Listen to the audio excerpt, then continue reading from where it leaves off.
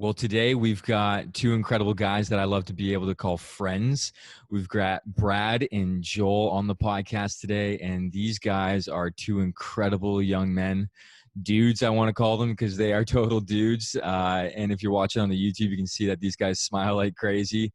And they're incredible guys that know what it means to step up and live a life of influence that impacts people around them, not just themselves. So, boys, I want to say welcome, and how's it going? Dude, thanks for having us. It's going well. Going well. Yeah, you said young men. One of us is still young. I was gonna say, man, because Brad, we met in Bible college, and I was the youngest at Bible college, and Brad was the oldest at Bible college. A good 10 years, yeah. Yeah, you were. What were you? A mature student? I was a mature student. Yeah. I was closer to age with most of the professors than most of the students. But boys, it was so good to be able to make this work and have you on the podcast, because when I met you guys back in 2015, 2016, I believe those were the years that we met. It feels so long ago. I would describe you guys as humble, loving, and willing to serve at any point possible. And you guys have a pretty incredible story regarding a bike ride that you guys did back a few years ago. And I'm really excited to be able to talk with you guys about this, because it was for a cause and to raise awareness all around human trafficking and sex trafficking. And you guys rode over 8,200 kilometers, raised $35,000 plus, and you rode from Belgium all the way to India. Like, you guys must have legs that are just size of tree trunks now, eh? We did when we got back. Yeah, not no more. Not no more. Not no more. But boys, before we get into the ride and the reason and the heart behind it all, why don't you just give the listeners a little bit of a snapshot of who you are, what's going on in your life, and then we can get into the bike ride. I'll go first, I guess. What's going on in my life now, post bike trip, or just in general? Just in general, what's going on? Nothing. We both got married in the last 2 years, so we're both married men now. I have a kid on the way, due August 25th. We're having a boy.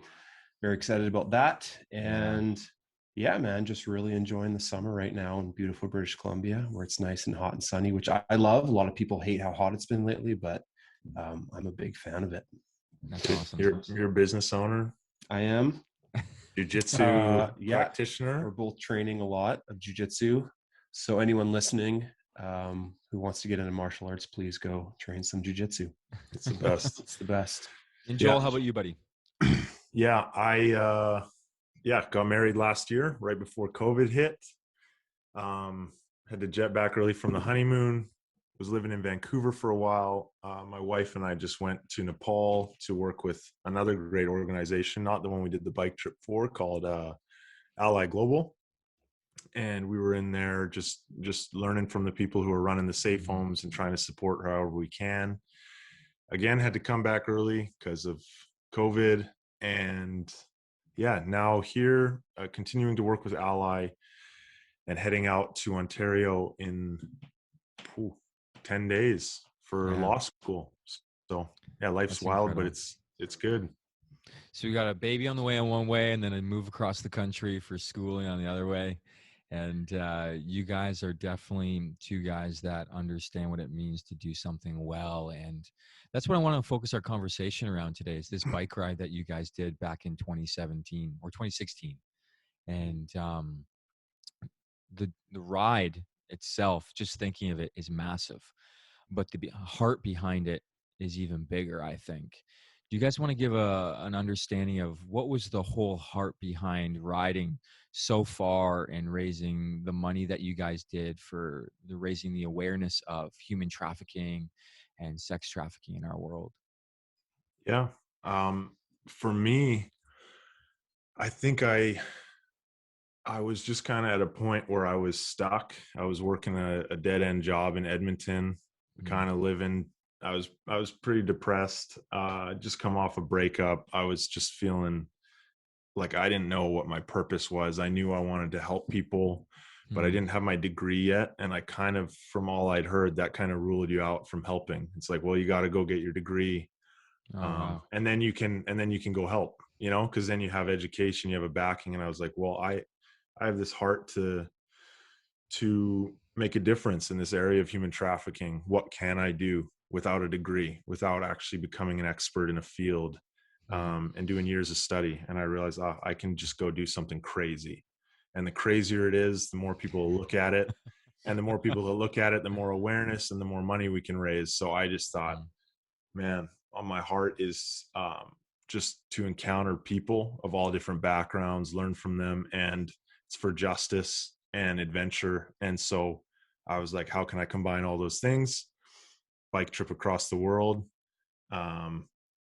And my buddy David Punamanil started an organization called Lighthouse Voyage. He kind of had the vision around the same time as I did, but we didn't know. So we met at Trinity, came back for the fall semester after this impactful summer. And he's like, dude, I got to tell you about something. I'm like, dude, I got to tell you about something. And he's like, I'm starting this organization. And I'm sitting there just smiling because I'm like, awesome. I know where the money's going now. I didn't know. I just thought I'm going to do this trip and I'll find an organization to raise it for. And then it turned out to be a friend. And so I knew where all the money was going, how it was all going to be used. And it just kind of worked out. What sparked it for you, Joel, the human trafficking and all that kind of stuff? Like, what was it that? Yeah, I think for me, it all ties back to ex-girlfriends. Oh, wow. Yeah, there's a topic for you. Yeah. I won't go into too much detail. My first girlfriend, she was probably one of the first people that made me aware that human trafficking is a thing that exists when I was about 16. And it kind of just, as it does to any of us, when we realize that, like, we grow up in all this freedom and then you realize that there's people living in captivity, not even able to choose what is done to their bodies. It's kind of an eye-opening and shocking revelation. And so I think for me, that was kind of it. It was like, well, this exists and I have some sort of ability to do something about it. And then having my own struggles with pornography and the way I objectified and saw people as the other, as opposed to a human being and a divine being. I was just like, yeah, it's not out of a sense of guilt. It's out of a sense of declaration that we can actually live like a different way. And so that kind of added up over the years to bring me to this point of, yeah, I can do something about it. And I want to, and I'm going to. Yeah. That's so cool. And Brad, how'd you get tracked into this? Oh, wow. So I've told the story a few times. I have not that cool of a story compared to Joel. We played on the same soccer team, men's league, and he was talking to my brother about this bike trip he's going to do. And I literally it was either at the end of practice or something. I was walking 10 feet behind him, heard him talking, and he's like, yeah, I'm going to do this bike trip and seeing if anyone would come with me, but I'll just do it myself, whatever. And I literally was like, dude, I'll come with you. And like, we weren't even like that good of friends. We like barely knew each other at that point. And I just said, yeah, I'll go with you. And that was it. Yeah. That's how I got hooked in. We really, people ask like, oh yeah, you must have been such good friends. We did not know each other. We played maybe 5 soccer games together. It was very early on. Yeah. And obviously from that moment on, I kind of committed on the spot. And I don't think Joel believed me that I would actually do it. And I was like, oh, man, because I was at a place in my life too, where I just kind of had nothing going for me. Like I wasn't dating. I may have been at CBC at that point. Yeah, we should probably just do like a breakup podcast. Yeah. You guys should start a podcast on how to chase after your dreams and your passions after a breakup or not. You got to get in a relationship and you got to end it. Yeah. And then you can go change the world. So Brad, you kind of committed and said, yeah, I'm doing this. And then what did that look like? What was the heart behind it for you? Just hearing the story of wanting to do it, or? Honestly, I felt like I was maybe I had deeper issues that I didn't know at the time that I was working through, but honestly, I just felt like I needed to be some sort of support system for Joel and Dave. Oh, wow. Not that I wasn't dealing with my own issues, obviously, but I also I like doing crazy things, and that sounded crazy. And to kind of do something crazy that would actually be beneficial to maybe a handful of people. It's like that's pretty cool. Knowing that the bike ride was going to be like torturous, which it was at certain points. Yeah. Yeah. So that's kind of how I got involved. Like I'd been traveling a bit kind of before this trip. And so I obviously was, you get the travel bug, and this sounded like a crazy traveling adventure and a way that I could actually do something proactive as opposed to just aimlessly wandering the world. So yeah. It's funny because watching you guys go through the ride and get prepared for it, it's funny that we met through Bible college, Brad and I, and then I got to meet Joel through it. I came actually couch surfed on Brad's couch for a couple of weekends. I had crazy allergy attacks on those old couches, and I came and watched you guys play soccer. And just meeting and seeing the two of you, it was just like, and knowing that the bike ride was happening, I was so incredibly grateful to know two guys that were going to step into a world that there's a lot of great things going on, but there's a lot of darkness as well. And then to hear and chat with you guys just one-on-one before the ride and the preparation and hearing your hearts behind it, it was just like, I just knew that it was going to make an impact. It wasn't going to fall like flat on its face.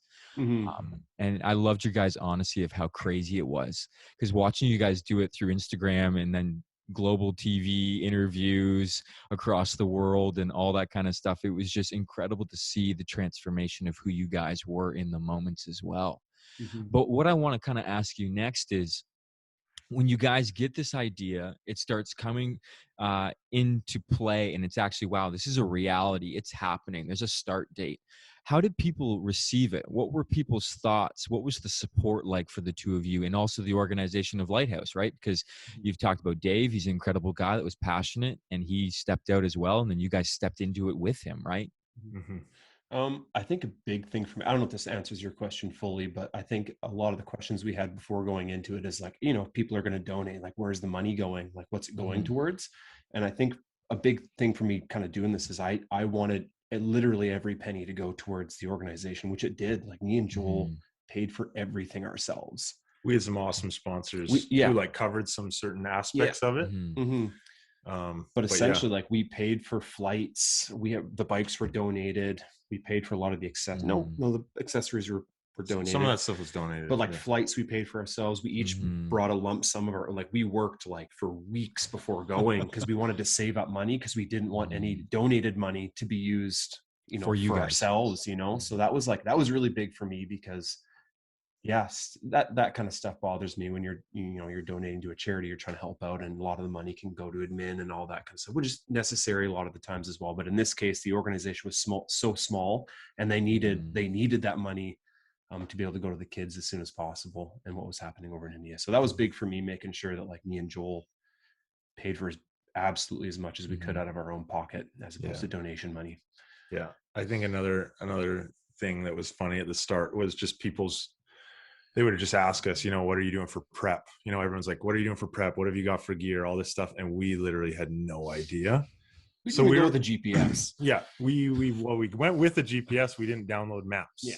So we got to the train, dude, we got to the train station in Belgium, our starting point. We're all packed up. We're ready to go. Our bag got lost in Amsterdam. So we're like 2 or 3 days behind already. And we get to this train station. We're getting set up, looking at the map, and we're like, dude, we didn't download any maps. And neither of us had smartphones until like a week before the trip, when we borrowed an iPhone 4 from your dad. Yeah. So we didn't even know that the phones had GPS built in. So this military grade GPS we had didn't work. And we're like, okay, I guess we're just biking east. And that's what we did. It was ridiculous. But so people had concerns, and for good reason. But we came back, and this one guy like saw us, and he's like, dude, I honestly thought you guys were going to die. And it was just like, well, you're not really a good friend. You probably should have told us that before we went. Yeah. But I think that was a lot of it, was just people like, whoa, you might die. Do you have enough gear? Are you ready? I had my one friend's, at the time, fiance or girlfriend, literally bring us like these energy bites and like all these things that we should have had, but she was like wanted to make sure we stayed alive. So yeah, there's a lot of concern just actually around our lives if we'd make it. Our first like couple 100 kilometers, because we didn't have a GPS, we had an iPad and we'd have to find Wi-Fi, and we routed from where we were to where we needed to go in Cologne, Germany, and we just screenshotted the map.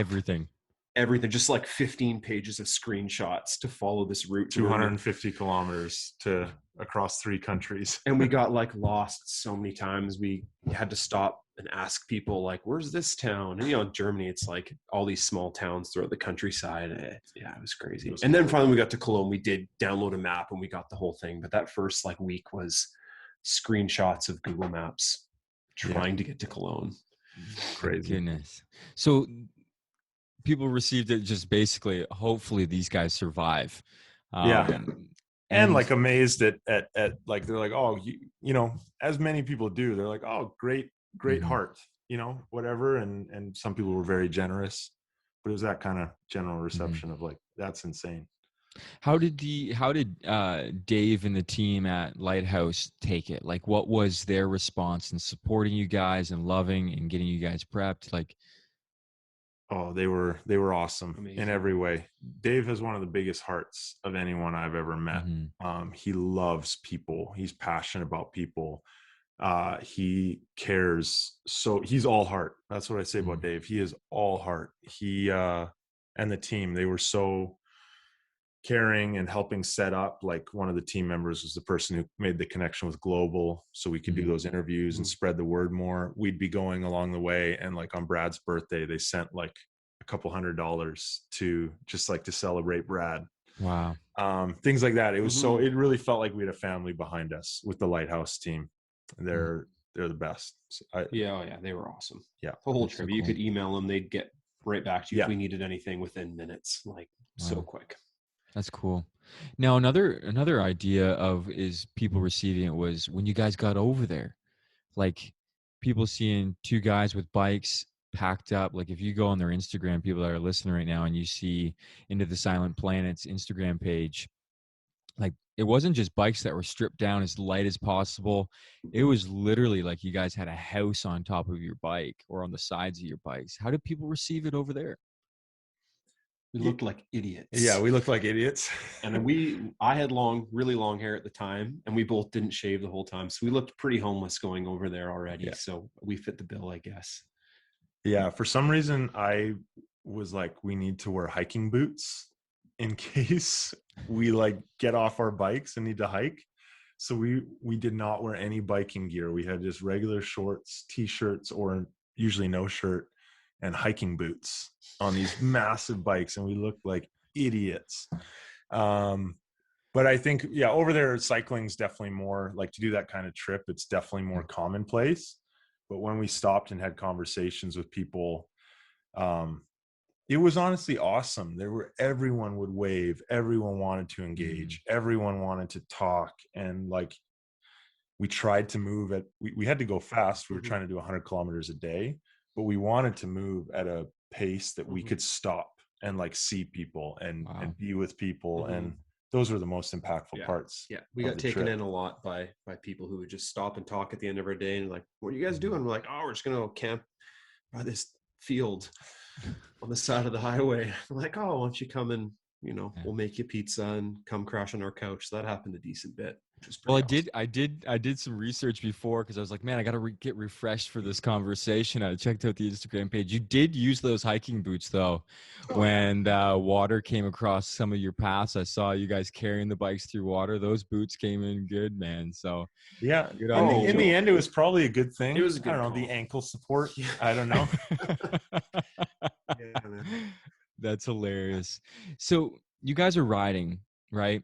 And I bet what I've been learning through this process, right, is actually, Joel, you and I are both riding for an event on August 7th called Ally Global Move for Freedom. I'm doing 100 kilometers. I think you're doing 12 plus hours at least. Yeah. And what I'm learning through it is you have to go through some sort of suffering to understand a little bit of what these people are experiencing. through human trafficking, sex trafficking, and these things that are just horrific that are happening to people's lives. As you guys are on this ride, you're biking, trying to do 100 kilometers a day.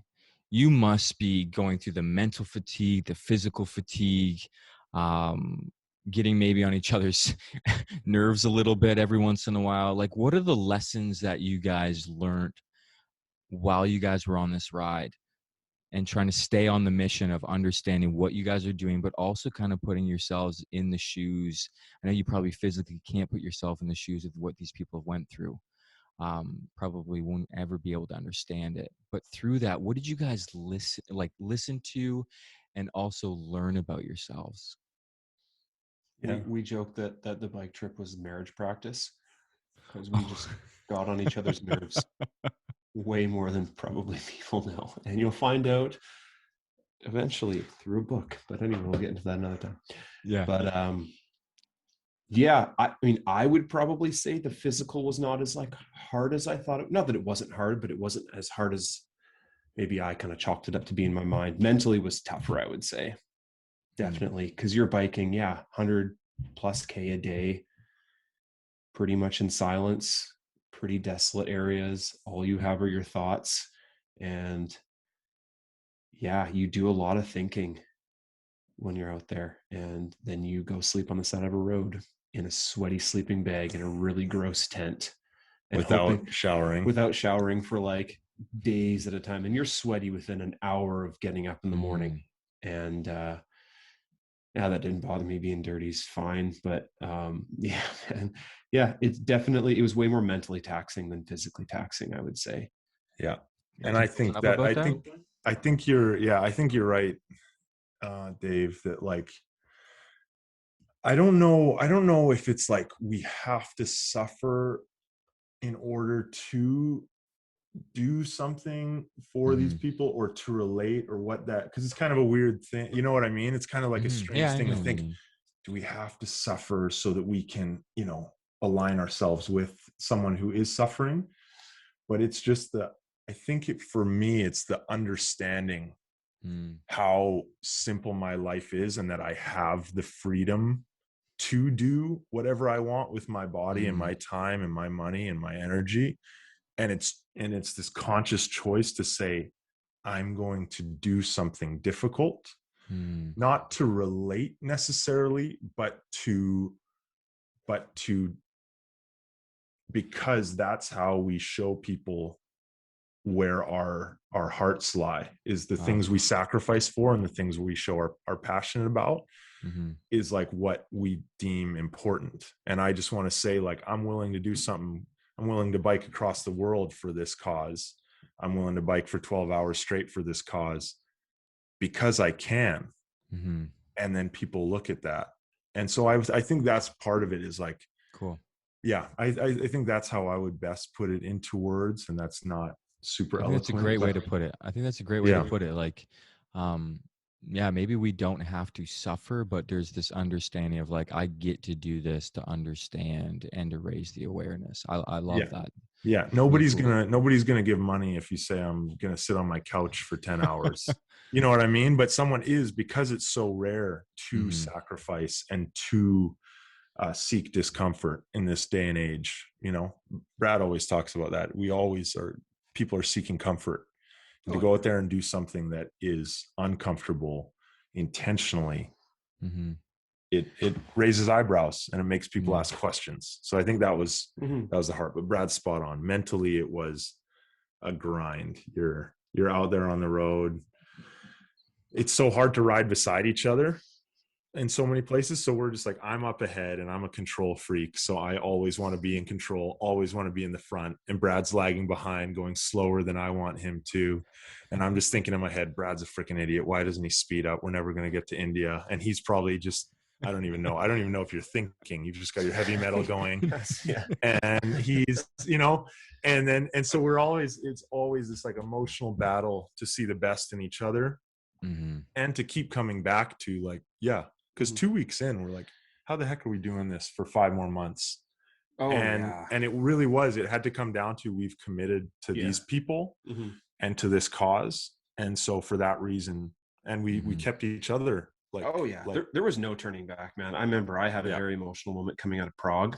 And just, it was like a couple weeks in and I was just like, okay, 5.5 more months of this. Good. Yeah. And it's like, it's horrible, but you're just like, yeah, you just knew why you were doing it. Yeah. And it was, it's just, we just chose to do it. There was we didn't even give ourselves an option to come home at any point. It's like, nah, man, we got a bike 100+ K a day to get to India. And that was it. Yeah. There's no questioning that. So yeah. Good times. Yeah, I can't imagine the mental game that you guys went through and the questioning inside of your head sometimes, but that push through, like, no, we're committed. Like, this is a commitment. We're on this ride. You got people back home that are cheering you on. You got people that were waiting for you in India, right? To receive you guys coming in. What was something that, like, you guys probably got stories upon stories upon stories of being taken in by people and people loving on you. You guys have any interesting, funny, good, scary? I know Kazakhstan was crazy. Yeah. You guys said Kazakhstan was something that was just treacherous. Yeah. I think, what do you think? I think the Georgia story is too long. But it'll be in the book. There'll be a book. We'll talk about. There's a book coming out. Yeah. So we were just really quick when we were talking the other day, we were joking about this, how Joel was just talking about how hard it was to ride beside each other. We were coming out of a day of doing just one really, really big hill. We were super tired, got to the top of the mountain, started biking down. It was downhill for like 20K. We were so jacked up. And so we're literally like riding on our bike side by side on this highway, and we're like singing, and we were just so pumped. The small joys on this bike trip is shocking. So Joel, we're trying to ride side by side. Joel reaches his hand out to go grab my hand. We wanted to hold hands riding down this bike. This is a true story. And I must have somehow started leaning more in towards Joel, and Joel ended up basically biking off the road. His bike dropped probably 8 inches off the asphalt, and his whole back tires went bang, and it popped. And I don't know how Joel managed to stay on his bike, but he stayed on his bike, and we're freaking out. I'm thinking, holy, he's going to flip head over heels. We're in the middle of nowhere. Where was it? Kyrgyzstan? Yeah. In Kyrgyzstan. And he managed to stay on his bike. And that was probably one of the scariest moments on that whole bike trip. And I thought Joel was literally just going to like head over heels, road rash, face. There's like a median here, and then the 8 inches back up to the road here. And I'm just hitting like mini boulders in the shoulder as I'm popping. I pop back on the road, and it sounded like a gunshot. My tire exploded. Shout out to Marathon tires though. The tire didn't actually explode. The tube inside it exploded, but the tire, and the rim was so janky. Yeah. Like, so we were at the side of the road sitting with this bent rim, and I'm trying to tighten spokes and loosen spokes to make it straight. We had no idea what we're doing with bikes. We had an app that had like bike repairs on it, and that it needed Wi-Fi to work. So we're just sitting there like, well, we don't know what we're doing. Should have screenshotted them. We're just like, man, God, something's got to happen here. We need someone to come pick us up, and cars are whipping by, but nobody has room for 2 fully loaded bikes and 2 dudes. Yeah. And then as we're just praying, and throughout the trip, many times I would just hear this, like, have I let you down yet? Have I let you down yet? Oh, wow. And I just go, no, you haven't. And then the next moment, a big empty passenger van comes by. A guy pulls over. It's awesome. Gets his daughter on the phone with us. She speaks some English. Lets him know what we need. He drives us to his town. But then in his town, they didn't have what we needed, so the rim never got fixed. So we ended up biking out of that town, and we're just between Kyrgyzstan and China, and we end up on the highway. This guy just pulls over beside us, and he's like, dude, we own a yurt camp. Do you like come stay at our yurt camp? So we're like, sick. So we bike up to their yurt camp, and the young guy who's running it, he's like, you guys like sauna? And we're like, yeah, sauna sounds cool. So he's like, awesome, we'll do sauna tonight. Come meet me out at the sauna. There's just this little shack. And so it's dark, and we go out and come into the sauna. He's there in his boxers. We go in, strip down to our boxers, and he gives us these like furry hats. He's like, put on these furry hats. So we put on these furry hats. And we're sitting there in the sauna. We're so hot, and the hats make it even hotter.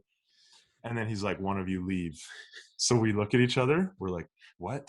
So Brad leaves the room, and I'm just there, and he's like, lay down. Brad leaves you? Brad leaves me with this guy, and he's like, lay down. And I'm like, dude, I don't know what is about to happen to me. And all of a sudden I'm just there, and I hear some rustling. Sounds like leaves or branches or something. And then I just feel stinging across my back. And I look back, and this guy is just whipping me with a branch, a literal branch with leaves and branches and twigs. And he's dipping it in the hot water and then just whipping it. And I'm like, it's stinging. And I'm just writhing and like, what is happening? And Brad's outside just hearing this like thwack, thwack. And then it started to feel really good. And it was like this like weird massage thing and whatever. And then he's like, now get up and run into the river. So I just leave the room, burst past Brad, who's like, what's happening? Sprint out with my furry hat on, jump in the river. And it's like the best feeling in the world. And it was honestly awesome. We felt so refreshed the next day. Yeah. Then Brad went in and got his treatment. He did it to us twice. Yeah. You're like, again. Yeah. And then diving into like a glacier river. And because you're so hot from being in the sauna and your back is on fire from being whipped by a branch, you could stay in this glacier river for like 5 minutes and you feel so refreshed. Like you don't even feel cold. Yeah. It's wild. And the next morning they just bring us down to their food supply, and they're just like, take whatever you need. Wow. And it was like, there was no shops, no places to buy food between there and China. It was another 100 and some K, and we had no idea. And it was like, that's the only reason we had enough food to make it to China, was those guys. And we met them at the side of the road. So yeah, there's a little story for you. That was a really short one. Yeah. You hinted towards the book, and we'll talk about that in a few short minutes here, but you hinted at and alluded to something, saying that you asked God, like, come on, like we've got to have an answer to prayer right now. We've got to lean into this. And you said that you constantly, or you heard a voice every once in a while say, have I let you down yet? Yeah. And you guys are Christ followers. You two guys that understand that Jesus died for you and loved you and sees you, and your faith is pretty big in your life. Kind of talk about that kind of formation of your faith through this ride. Like, were there these big aha moments of seeing God? Were the little moments of the ahas where you see God's hand upon you guys in these moments? That's a great question. First, probably my biggest takeaway from this trip, and it maybe it's weird. I think it's probably weird. Yeah. I think beforehand, I always had this idea that people were inherently bad. And I think on the trip, I learned that I think people are innately good. Because man, the amount of time, like stories like we just told you, it's like, man, the most random people, despite race, religion, where you live in the world. We were in Azerbaijan one time. We were sitting down having tea with this guy, and he was this Muslim guy. And he kept pointing. I have a giant back tattoo, a huge cross on my back, and he kept pointing to it and just shaking his head, being like, no, bad, like. And I was just, okay, cool, man. And we just still shared tea with this guy for like half an hour on the side of this road. And this young guy came and translated. And Brad asked the guy, ask him what he thinks of our tattoos. And the translator said, he hates your tattoos, but he loves you. Wow. And it was like such a cool, I don't know. And it was amazing tea. Azeri tea is phenomenal. And we were like, some garnish he just picked from his like side of his house and put this garnish in the tea. And we sat and he translated with his son or whatever for a while, and half an hour. And it was like, man, the guy was awesome. We have photos with him and stuff. And there might actually be a photo on the Instagram account with us. But man, I feel like people are good, man. Yeah. I really do think people are good. Wow. Yeah. I think two big things for me. It's like when you live with an immediate need for God, you're going to see him more. You're going to see him provide more when you live in such a way. And for us, I learned that on the trip, but I learned it more from the people we met. like on the trip, there were a number of occasions like that. Like we were in China needing a SIM card, and we got there in the middle of a 7-day national holiday. All the shops were shut down. The ones that were open couldn't get us stuff for like a number of days.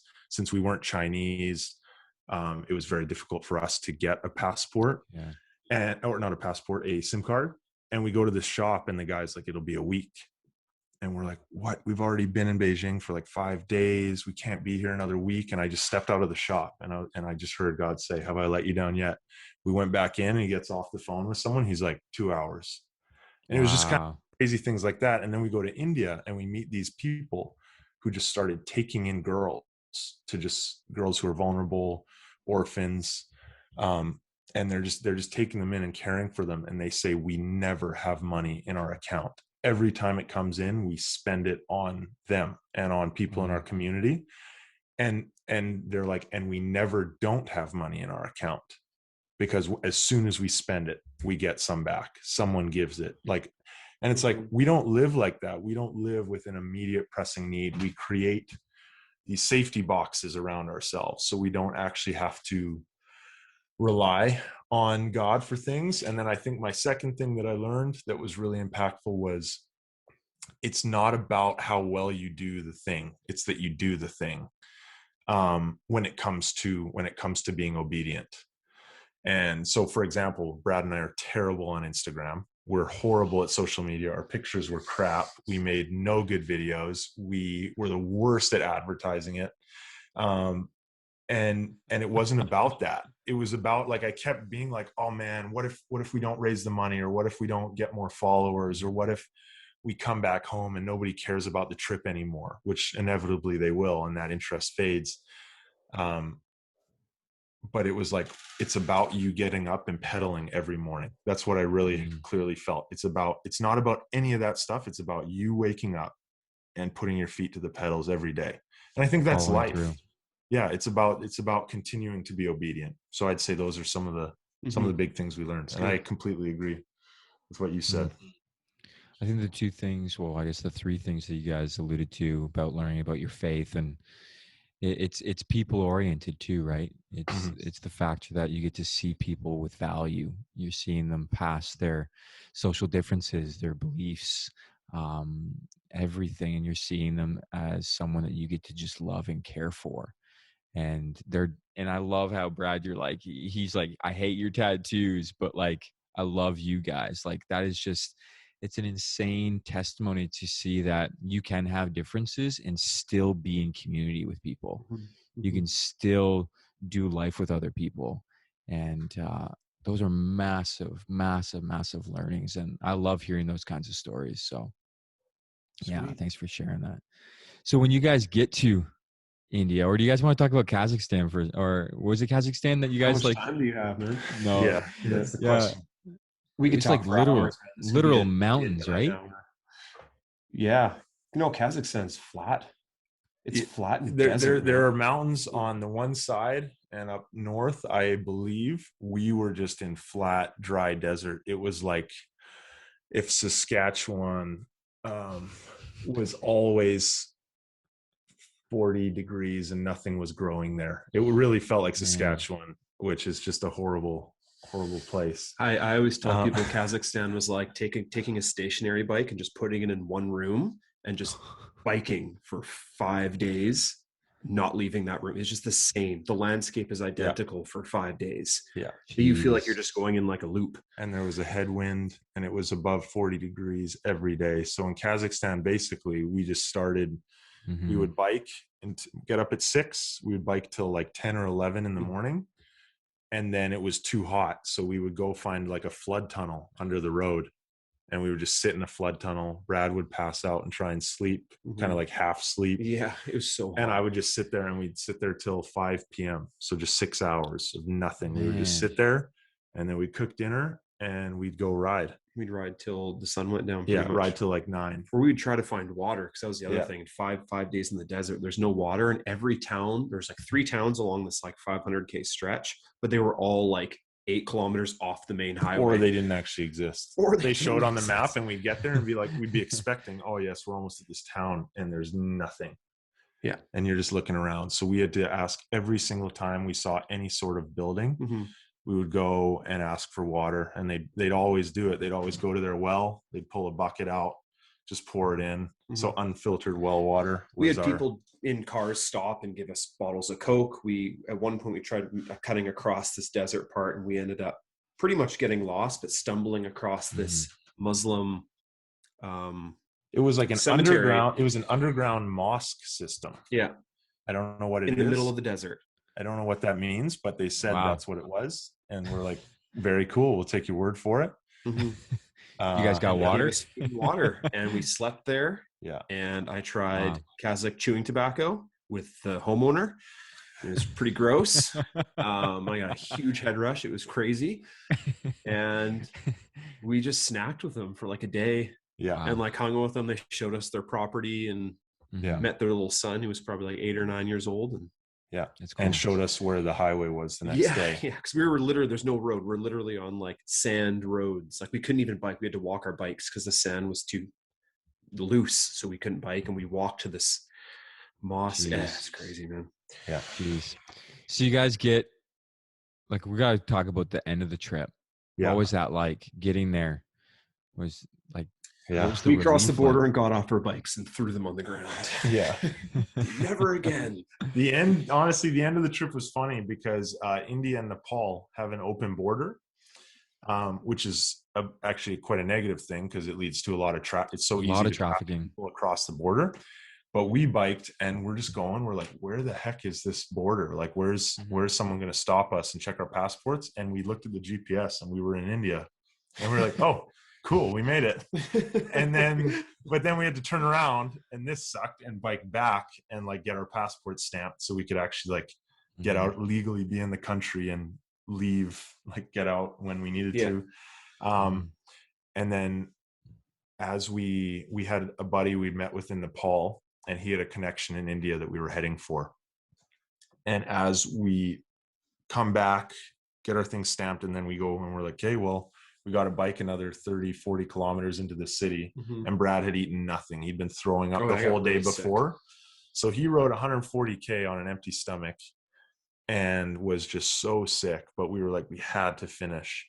And so as we're leaving again about to cross this open border, we just hear our names get shouted. And it's my buddy had arrived on his flight, got picked up by the guy, and they'd missed their turn, which is the only reason we saw them. And we look at them and look at each other. We're like, dude, we're putting our bikes in that vehicle, and we made it to, we made it to India. We are not biking one bit further.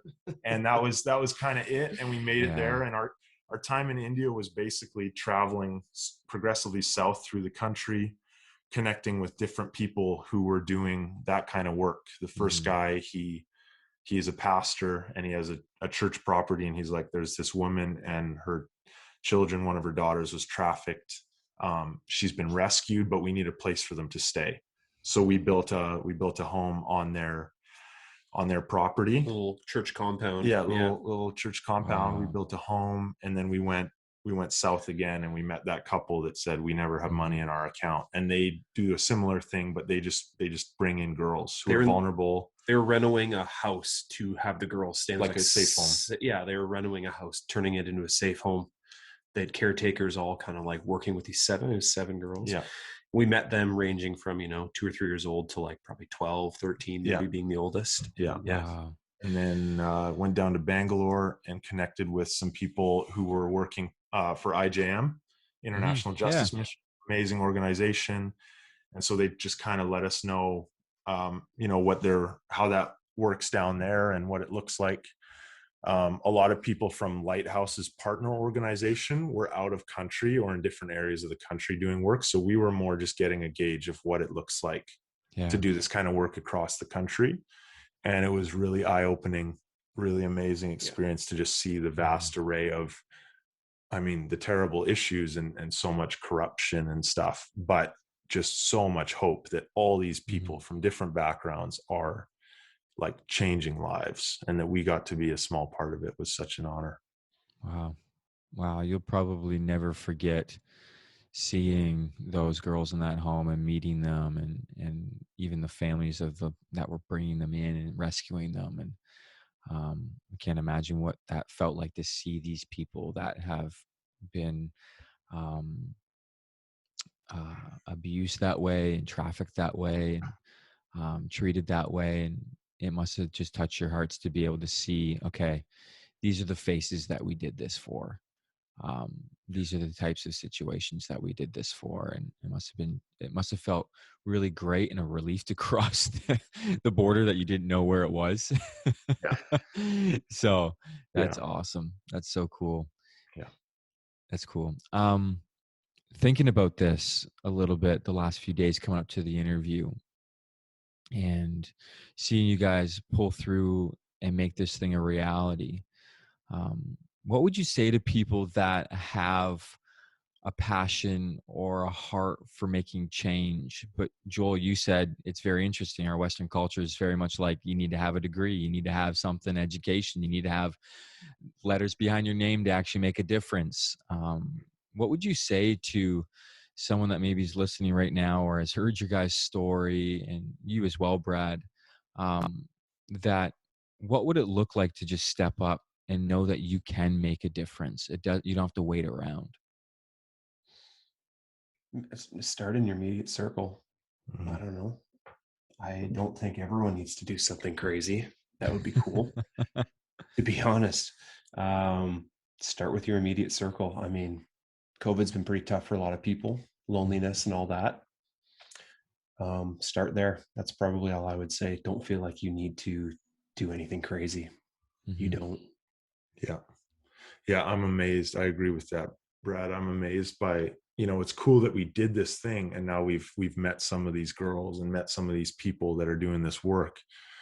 And of course, now our lives will always be somewhat oriented to that cause. But I'm always amazed by people who have never gone and have never seen it and are like, yeah, just the fact that this exists, I'm going to give my money and step out for that because I believe in it. I'm impressed by those people, but I totally agree that it's about the real change happens is when you just meet people face to face. Like for us, more than maybe all the people who heard about it online, it was just the people we encountered day in, day out on the road. They impacted us. Hopefully our lives impacted them. And yeah, you can use whatever you are passionate about, you can use that to make a difference. And I'd say that's what it is. It's like inviting your immediate circle and then your wider network, if you want to, into what you're passionate about. Yeah. Not in a forceful way. I'll always invite my buddies. Like I'll fire messages to Brad about random fundraising stuff that I'm doing. And it's not because I'm like, oh, you should give to this. It's like, dude, I love you. I know your heart. Yeah. I want to invite you into this thing. And he's like, dude, I'm getting ready to be a dad. And I'm like, awesome. He's going to pour into that kid and raise that kid up with values. And that kid's going to impact the world more than he ever did. And that's kind of the thing. We think it has to be epic. And maybe for some people, if you're oriented that way, make it epic. Like maybe you need to bike 8,200 kilometers. And you can. And that's the thing is you can make a difference. You can go out and do it. But I just say, like, make your life, whatever you do, whether it's big or small, make your life an invitation for other people to make the world a better place. Like align yourself with people and causes that are actually doing it, and make your life a declaration that there's hope in the midst of that darkness. Wow. You have to start there. You have to actually be living in a way that it's legitimate, that when you say, like, I'm going to do this thing, people are like, yeah, that makes sense. Wow. You do display that. I don't know, but I think Brad's right. I think it starts with the people around you, empowering them and inviting them in. Just like I invited him to come on the trip. It's like I invited myself. You invited yourself. Yeah. So invite yourself to do something for the world, is what I'd say. But yeah, I hope that makes sense. I think you can go out and do something crazy, but it's also like, just start with where you're at, the people around you, and figure out how to use your passions to the things you love to do to make the world a better place. It's unreal. It's awesome. I love that. And I love hearing you guys' story. And we've kind of already alluded to it, but there's a book coming out. And I don't know when the book's coming out, but I did see Joel take a trip not too long ago to get away to write a few chapters, I bet. Yes. It's taken 5 years to get to the point where I felt able to come back to what happened. I think there was a lot of, even I'd open my journals to reread some of the stuff that I processed, and it was heavy and it hit my heart in a way that I'm like, oh man, I'm not ready to get back into this yet. It's probably even why we haven't done podcasts or anything. And finally I realized what the story's really about. It's about the people we met along the way. It's about two really flawed idiots thinking that they can go across Europe and Asia without a map, and that somehow they can make a difference in the world, and about that actually somehow some good stuff came out of that, and some great hilarious stories. So it's more of a, just, I'd say, I'm trying to think of the genre. It's like Joel's introspective journey of biking across the world with a dude who was way more chill than him, got on his nerves, and all the ridiculously cool people we met along the way. Is like, I love that genre. I don't know. It's a new genre, boys. It's a new genre. And is Brad right in the forward? Joel has apologized to me many times in the last few months of how bad he makes me look in this book. And I've just really accepted that I'm the prick of the two of us. But I honestly think, but Soph is, my wife has read through some of it, and she's like, I kind of make myself look bad too. So it's just hilarious. That it's like, we're flawed guys trying to bike around the world. And I think that makes for a pretty entertaining and thought-provoking story. So I don't know when it's coming out yet. Working on the second draft. We'll get it to an editor. Got people working on the artwork, and I'm super excited to get it out, but I really want to do it. I want to do the story justice and do the people's story that we met justice, and honor them, and try and honor this guy somehow in it all. So we're trying to edit it up, and it'll be great. Really excited to release. And for, I guess, people who want to follow that journey of the book, I mean, they can reach out to you, and you can connect them with us, and slowly we'll start to get a newsletter and stuff going. But for now, it's coming. That's cool. No, it's incredible. It's definitely gonna bring a lot of light onto the story of you guys journeying through this. I really do believe that. Like it's one about speaking and having conversations like this, and that's what I love about podcasts. I love that about interviews and going out for coffee with friends and family and people in your life that are making an impact, that you get to hear stories. But there's something about it putting like pen to paper or typing on a laptop and then putting it into a book form so it can last for a really long time, and the amount of eyes that will be able to see it and read it and hear about it even more than just being able to sit down with you guys. It's just incredible. So, boys, I'm so glad that I get to call you friends. I'm so glad that you two guys are all about making sure that you're raising people up in your lives. I know that you'll continue to do that with your lives. And I just want to say thanks so much for being on the podcast and journeying through this conversation with me. Dude, that was a lot of fun. Yeah, man. You're the man. If anyone wants to reach out to you guys, how do they reach out? We're really good on social media, as we said. So I think my phone number is just give your phone number out. I'm back on Instagram. It's been a while, but I guess that's the best and easiest way that most people are doing. Or just the Into the Silent Planet Instagram. Yeah, right. We still have access to that. We still have access to that. It's still up. There are a couple pictures. Into the Silent Planet, if people want to. Yeah, I guess that's a good way to reach out. Yeah. And if you want to look through the journey and our terrible photo quality and all that stuff. But there's some You guys don't do yourself justice, man. I looked at it last night and it's unreal. I loved it. Man. Okay. Isn't there a website with videos too?